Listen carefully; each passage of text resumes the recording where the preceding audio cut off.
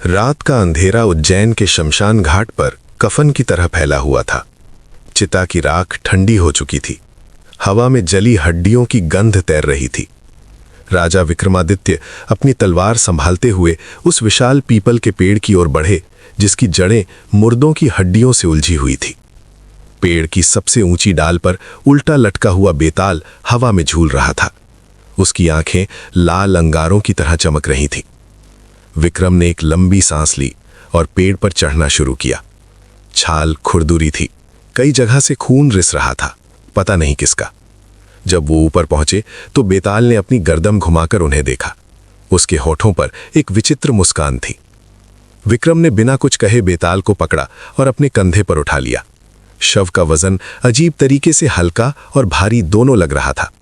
वो पेड़ से उतरे और तांत्रिक की कुटिया की ओर चल पड़े। उनके हर कदम के साथ शुष्क पत्तियां चरमरा रही थीं। कुछ ही देर चले थे कि बेताल ने अपनी भयानक हंसी के साथ बोलना शुरू किया। उसने कहा कि राजन, ये मार्ग लंबा है और मौन से भारी भी।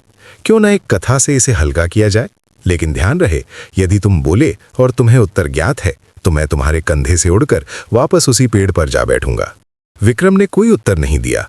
बेताल की आवाज शमशान की हवा में गूंजने लगी। बेताल ने कहानी शुरू की। बहुत समय पहले की बात है। पद्मावती नाम की एक राजकुमारी थी। उसका सौंदर्य इतना अद्भुत था कि कवि उसके वर्णन में शब्द खो देते थे और चित्रकार अपनी तूलिका थाम कर रह जाते थे। उसके पिता महाराज भूपेंद्र सिंह एक शक्तिशाली राज्य के स्वामी थे। राजकुमारी केवल सुंदर ही नहीं थी, वो तीरंदाजी, घुड़सवारी और शास्त्रार्थ में भी निपुण थी। दरबार में जब वो बोलती तो मंत्री भी उसकी बुद्धि का लोहा मान लेते थे। लेकिन पद्मावती के हृदय में एक विचित्र इच्छा थी। वो किसी साधारण राजकुमार या धनी व्यापारी के पुत्र से विवाह नहीं करना चाहती थी। उसने अपने पिता से कहा कि वो केवल उस व्यक्ति से विवाह करेगी जो सच्चे अर्थों में वीर हो, जिसमें साहस, बुद्धि और त्याग तीनों हों। महाराज को बेटी की ये जिद पसंद नहीं आई, लेकिन उन्होंने राजकुमारी की बात मान ली। पूरे राज्य में घोषणा करवा दी गई कि जो भी युवक स्वयं को योग्य समझता है वो राजधानी आए और एक विशेष परीक्षा में भाग ले। घोषणा सुनते ही 3 युवक राजधानी की ओर चल पड़े। पहला था देवव्रत, जो एक प्रसिद्ध योद्धा का पुत्र था। उसने अनगिनत युद्धों में अपनी तलवार का लोहा मनवाया था। उसके कंधे चौड़े थे, भुजाएं लोहे की तरह मजबूत थीं और उसकी आंखों में आग जलती थी। जब वो चलता तो धरती कांपती प्रतीत होती थी। दूसरा था सुमित्र, एक विद्वान ब्राह्मण का पुत्र। उसने सभी वेद, पुराण और शास्त्र कंठस्थ कर रखे थे। उसकी बुद्धि इतनी तीव्र थी कि वो किसी भी समस्या का हल पलक झपकते निकाल लेता था। राजा महाराजा उससे सलाह मांगते थे और ऋषि मुनि उसका सम्मान करते थे। तीसरा था विशाल, एक साधारण कुम्हार का बेटा। उसके पास न देवव्रत जैसा बल था, न सुमित्र जैसी विद्या, लेकिन उसके हृदय में प्रेम और त्याग का एक अनोखा भाव था। गांव के लोग कहते थे कि विशाल के हाथों में जादू है। वो मिट्टी को छूता तो वो जीवंत हो उठती। तीनों युवक अलग अलग रास्तों से राजधानी पहुंचे। जब वे महल के द्वार पर मिले तो एक दूसरे को देखकर समझ गए कि प्रतिस्पर्धा कठिन होगी।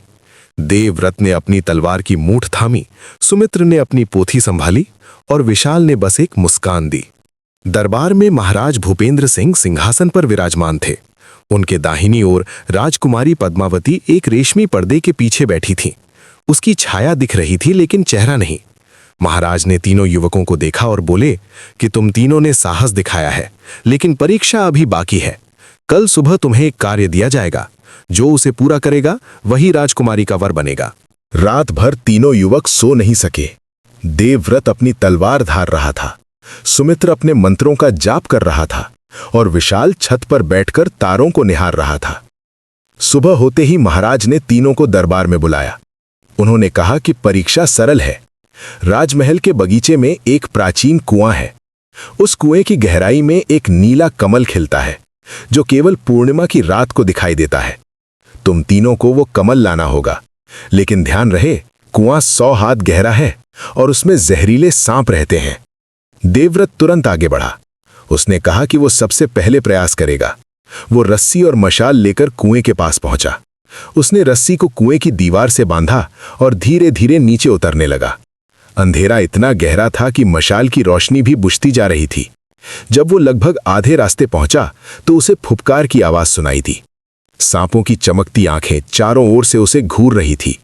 देवव्रत ने अपनी तलवार निकाली और कुछ सांपों को मार गिराया, लेकिन जितने मरते उससे दोगुने आ जाते। अंततः उसे वापस लौटना पड़ा। वो घायल और थका हुआ ऊपर आया। अब सुमित्र की बारी थी। उसने कहा कि बल से नहीं, बुद्धि से यह कार्य पूरा होगा। उसने अपने थैले से कुछ जड़ी बूटियां निकाली और एक विशेष धुआं तैयार किया। उसने वो धुआं कुएं में छोड़ा जिससे सांप सो जाएं। फिर वो धीरे धीरे नीचे उतरा। सांप वाकई सो गए थे। वो तल तक पहुंचा और उसने देखा कि नीला कमल वहां खिला हुआ था। लेकिन जैसे ही उसने कमल को छूने की कोशिश की, कुएं का पानी उबलने लगा। एक विशाल नाग प्रकट हुआ जो कमल का रक्षक था। नाग ने फुफकार मारी और सुमित्र को डर लगा। वो भी खाली हाथ लौट आया। अब विशाल की बारी थी। देवव्रत और सुमित्र दोनों हंसने लगे। देवव्रत ने कहा कि यदि हम नहीं कर सके तो एक कुम्हार का बेटा क्या करेगा। लेकिन विशाल ने कुछ नहीं कहा। वो चुपचाप कुएं के पास गया। उसने न कोई रस्सी ली, न मशाल, न कोई जड़ी बूटी। वो बस कुएं के किनारे बैठ गया और आंखें बंद कर लीं। उसने अपने हृदय से प्रार्थना की। उसने कहा कि हे नाग देवता, मैं आपसे लड़ने नहीं आया। मैं केवल वो कमल चाहता हूं जो राजकुमारी के लिए है। यदि आप मुझे योग्य समझें तो कृपा करें। कुछ देर बाद कुएं के पानी में हलचल हुई। धीरे धीरे वो विशाल नाग ऊपर आया। उसके मुंह में नीला कमल था। नाग ने कमल को विशाल के सामने रख दिया और वापस पानी में समा गया। सभी लोग ये दृश्य देखकर स्तब्ध रह गए। विशाल ने कमल उठाया और राजकुमारी के चरणों में रख दिया। महाराज खुश हुए और उन्होंने घोषणा कर दी कि विशाल ही राजकुमारी का वर है। देवव्रत और सुमित्र ने भी विशाल को बधाई दी। लेकिन यहां से कहानी में एक अजीब मोड़ आया। विवाह की तैयारियां होने लगीं। महल में रोशनी की गई। नगर में खुशियां मनाई जाने लगीं। लेकिन विवाह से एक रात पहले राजकुमारी पद्मावती अचानक बीमार पड़ गईं। उनका शरीर बुखार से तप रहा था। सांसें तेज चल रही थीं। वैद्यों को बुलाया गया लेकिन कोई भी उन्हें ठीक नहीं कर सका।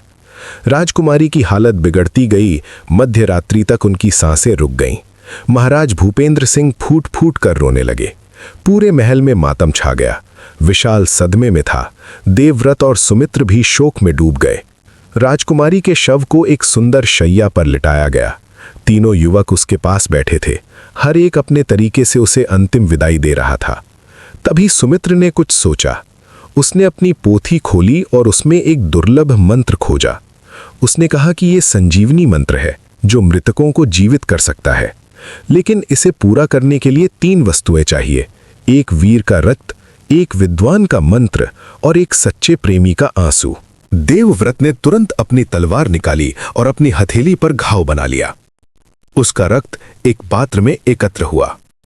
सुमित्र ने अपना मंत्र पढ़ना शुरू किया और विशाल की आंखों से लगातार आंसू बह रहे थे। उसने एक आंसू पात्र में गिराया। सुमित्र ने तीनों वस्तुओं को मिलाकर एक अमृत तैयार किया और राजकुमारी के होठों पर लगाया। कुछ पलों तक कुछ नहीं हुआ।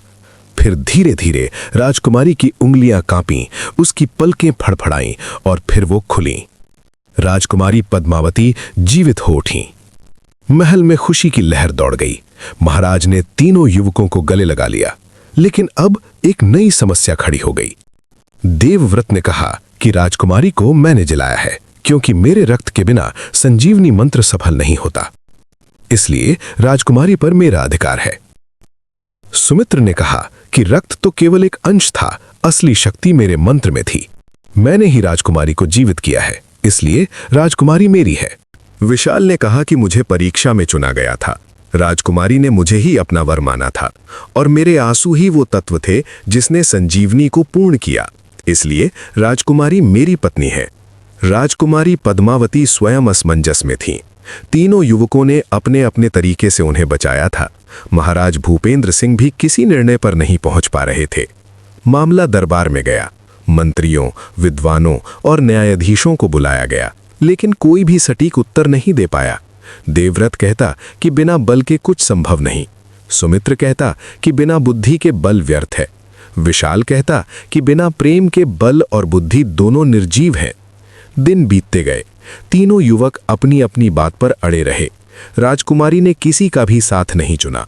वो कहती थीं कि जब तक सत्य स्पष्ट नहीं होता वो कोई निर्णय नहीं लेंगी। अंततः महाराज ने घोषणा की कि ये मामला किसी महान न्यायाधीश के पास जाएगा। लेकिन कौन सा न्यायाधीश इतनी उलझी समस्या को सुलझा सकता है? हर कोई अपने तर्क में सही लगता था। बेताल की आवाज अचानक रुक गई। फिर उसने हंसते हुए कहा, तो राजन विक्रमादित्य, बताओ राजकुमारी पद्मावती का असली पति कौन है? देवव्रत, सुमित्र या विशाल? विक्रम चुपचाप चलते रहे। उनके मन में तर्क और न्याय की लड़ाई चल रही थी। बेताल ने फिर कहा कि यदि तुम्हें उत्तर ज्ञात है और तुम चुप रहे तो तुम्हारा सिर 100 टुकड़ों में विभाजित हो जाएगा, लेकिन यदि तुमने बोला तो मैं फिर से उड़ जाऊंगा। विक्रम ने एक गहरी सांस ली। वो जानते थे कि न्याय से बढ़कर कुछ नहीं। उन्होंने रुककर कहा कि बेताल, ये प्रश्न जटिल है लेकिन उत्तर सरल है। उन्होंने समझाया कि देवव्रत ने केवल अपना रक्त दिया। ये त्याग तो था, लेकिन ये उसका कर्तव्य भी था। एक वीर योद्धा के लिए रक्त देना सामान्य बात है। सुमित्र ने अपना ज्ञान और मंत्र दिया, लेकिन ज्ञान तो सभी के कल्याण के लिए होता है, उसमें निजी अधिकार नहीं होता। लेकिन विशाल ने राजकुमारी को अपना हृदय दिया था। वो पहले ही परीक्षा में चुना गया था। उसके आंसू सच्चे प्रेम के प्रतीक थे। जब कोई किसी को सच्चे मन से प्रेम करता है तो वही असली अधिकार है।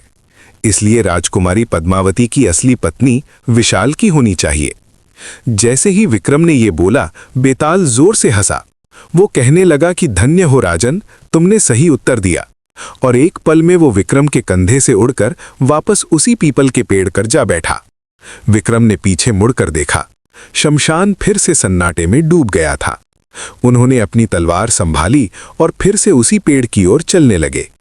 चांदनी रात में उनकी परछाई लंबी होती जा रही थी।